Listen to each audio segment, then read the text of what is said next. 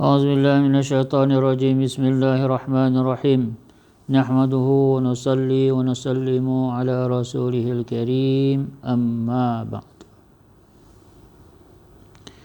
InsyaAllah kita teruskan bacaan daripada kitab Al-Ahadith Al-Muntakhabah yang disusun oleh Al-Allamah Syekh Muhammad Yusuf Al-Kandahlawi.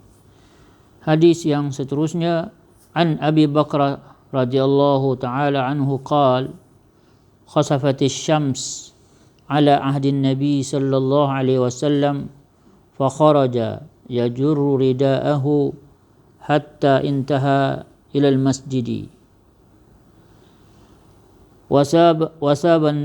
وساب الناس إليه فصلى بهم ركعتين فانحلب الشمس فقال إن الشمس والقمر اثنان من آيات الله وإنهما لا يخسفان لموت أحد وإذا كان ذاك فصلوا وادعوا حتى يكشف ما بكم وذاك أن ابنا للنبي صلى الله عليه وسلم مات يقال له إبراهيم فقال الناس في ذلك. رواه البخاري. Sayyidina Abu Bakrah radhiyallahu ta'ala anhu berkata, semasa hayat Nabi SAW pada suatu ketika matahari telah gerhana, maka baginda SAW telah keluar dengan cepat sambil mengheret kain baginda SAW sehingga tiba di masjid. Para sahabat pun berkumpul di samping baginda SAW. Baginda SAW telah mengimami mereka solat dan 2 rakaat dan gerhana pun telah selesai. Kemudian baginda SAW bersabda,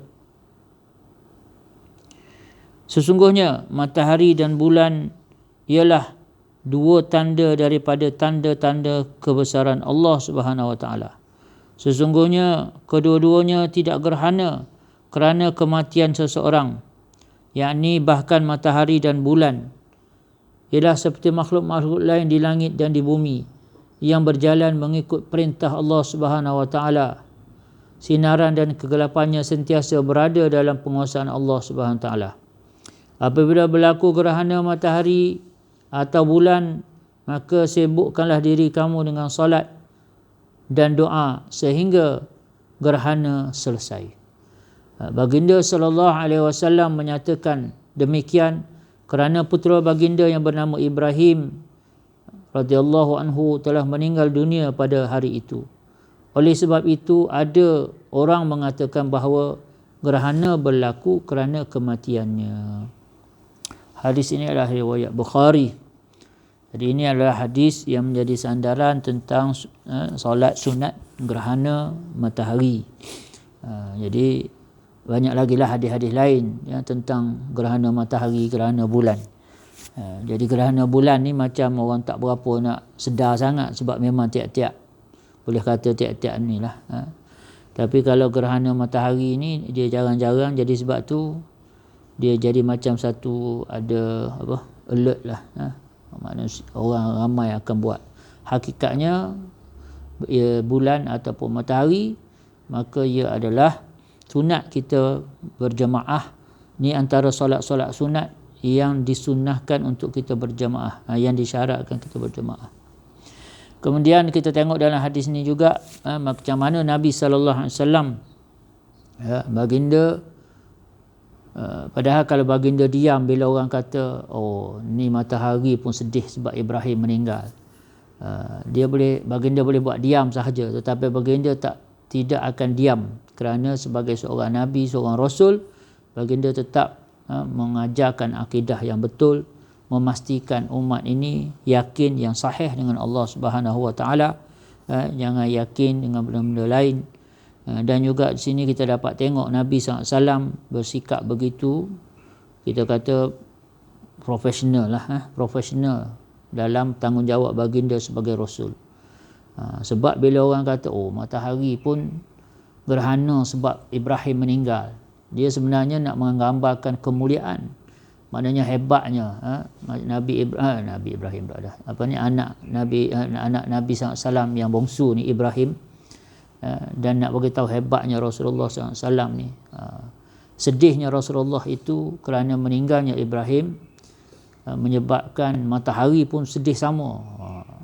Kalau orang lain tu sedap buat poin tu, nak bagi tahu hebat, nak ambil claim kredit hebat tu. Tapi Nabi SAW dia tidak akan membiarkan perkara yang tak betul berlaku. Maka Nabi SAW tegur. Nabi kata matahari ni dia gerhana tak gerhana, dia tak ada kena mengena dengan mati hidup siapa-siapa pun, walaupun anak baginda Nabi SAW. Jadi inilah yang dikatakan sebagai profesional. Nabi SAW tidak ada kepentingan diri. Nabi SAW betul-betul ajak umat ini untuk mentauhidkan Allah Subhanahu Wa Taala, untuk meyakini dengan Allah Subhanahu Wa Taala. Dan Nabi SAW ajar para sahabat, bila kita tengok matahari, bulan, bintang, awan, kemauan, bukit, bukau, gunung ganang, sungai luas, laut dalam ni, kita kena nampak kebesaran Allah Subhanahu Wa Taala. Nabi SAW kata matahari dan bulan itu adalah tanda di antara tanda-tanda kebesaran Allah Subhanahu Wa Taala. Jadi kita pun nak kena belajar benda yang sama. Kita nak terapkan dalam kehidupan kita. Apa sahaja kita pulang balik kepada kehebatan, keagungan, kebesaran Allah, kekuasaan Allah Subhanahu Wa Taala. Semoga apa yang kita dengar tadi kita dapat faham, kita dapat amal dan kita dapat sampaikan. A'udzubillahi minasyaitonirrajim. Bismillahirrahmanirrahim. Alhamdulillahirabbil alamin, hamdasy syakirin wa syukru lahu syukral hamidin. Allahumma salli ala sayidina Muhammadin wa ala alihi wa sahbihi ajma'in. Ya awwalal awwalin, ya akhiral akhirin, ya azal quwwatil matin, ya rahimal masakin, ya arhamar rahimin. Ya hayyu ya qayyum birahmatika nastaghits, la ilaha illa anta subhanaka inna kunna minadh dhalimin. Allahumma ya Allah, ya Tuhan kami, Engkaulah Tuhan, tiada Tuhan melainkan Engkau, Engkau yang Maha Esa, Maha Kuasa. Ya Allah, tidak ada apa-apa makhluk pun yang boleh bagi manfaat mudarat melainkan hanya dengan kehendak dan izin-Mu ya Allah. Dan hanya sehanya Engkaulah sahaja yang boleh bagi manfaat dan mudarat. Tidak ada satu perkara pun yang dapat berlepas diri pada kudrat-Mu ya Allah, daripada iradat-Mu ya Allah. Dan segalanya bersumber daripada khazanah-Mu. Tidak ada makhluk pun yang terkeluar daripada khazanah-Mu. Dan setiap makhluk adalah berhajat padamu ya Allah.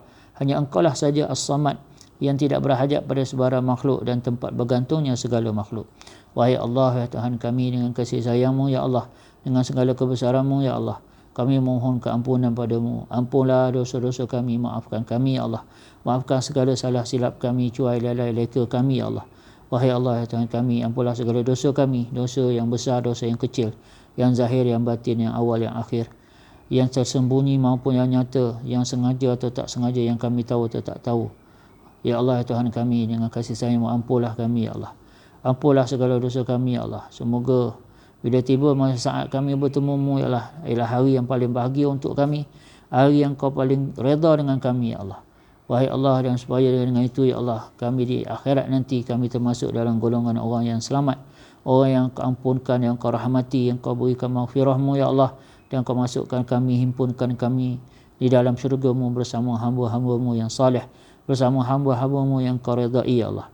Ya Allah, ya Tuhan kami, bila kami taufik untuk kami hiasi siang dan malam kami dengan solat ya Allah, dengan solat-solat sunat ya Allah, istiqamahkanlah kami ya Allah.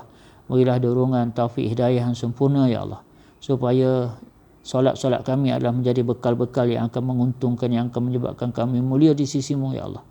Wahai Allah, ya Tuhan kami, janganlah Kau cabut taufik dan hidayah ini daripada diri kami ya Allah.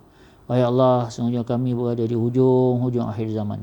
Maka ya Allah, fitnah yang melanda bertimpa-timpa, Kau jagalah iman kami ya Allah. Kau jagalah agama kami ya Allah. Kau jaga, selamatkanlah iman kami. Kau jaga, selamatkanlah agama kami ni ya Allah.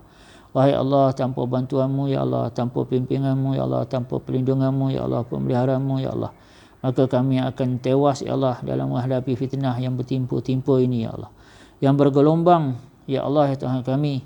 Selamatkanlah kami dan zuriat kami sampai hari kiamat. Selamatkanlah umat Muhammad sallallahu alaihi wasallam. Ya Allah, ya Tuhan kami, kepada yang dah ada kalimah ya Allah, Kau berilah taufik hidayah untuk usaha atas hakikat kalimah. Dan kepada yang belum ada kalimah ya Allah, berilah hidayah untuk mereka dapat kalimah. ربنا اجعلنا مقيم الصلاة ومن ذريتنا ربنا تقبل دعاء ربنا اغفر لنا ولوالدينا وللمؤمنين يوم يقوم الحساب صلى الله على سيدنا محمد وعلى آله وصحبه وسلم سبحان ربك رب العزة عما يصفون وسلام على المرسلين والحمد لله.